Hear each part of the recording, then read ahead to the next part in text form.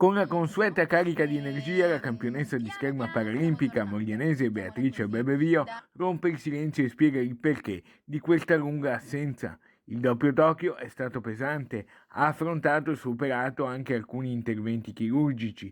Ora è pronta a tornare per un'altra Mission Impossible, sempre con il sorriso. Per riassumere quest'ultimo periodo, diciamo che il post Tokyo è stato un po' più pesante del previsto, a livello fisico intendo. Tutte le operazioni fatte prima sono andate benissimo, infatti l'Olimpiade come avete visto è andata molto bene, la Paralimpiade di Tokyo è andata molto bene e dopo Tokyo abbiamo riniziato a rimettere insieme i pezzettini in qualche modo. Abbiamo fatto varie operazioni, abbiamo provato a sistemare la spalla destra, il gomito sinistro, le anche, insomma un po' tutto, stavo cadendo a pezzi, però mi hanno aggiustata, mi hanno rassettata tutta. Obiettivo: Parigi 2024. Dobbiamo tornare, bisogna rifare la qualifica. C'è la prima gara, lo scopo della prima gara sarebbe marzo.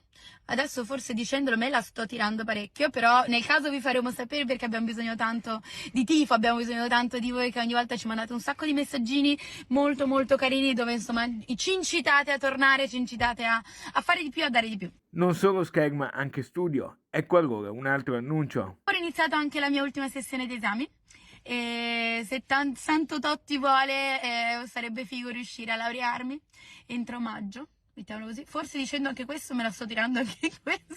Oggi è la giornata che me la tirano un sacco di cose. Però niente, no, è un insieme di cose. Sono tante cose, sono tanto belle, bisogna lavorare tanto tanto tanto su tutte per riuscire ad ottenerle chiaramente.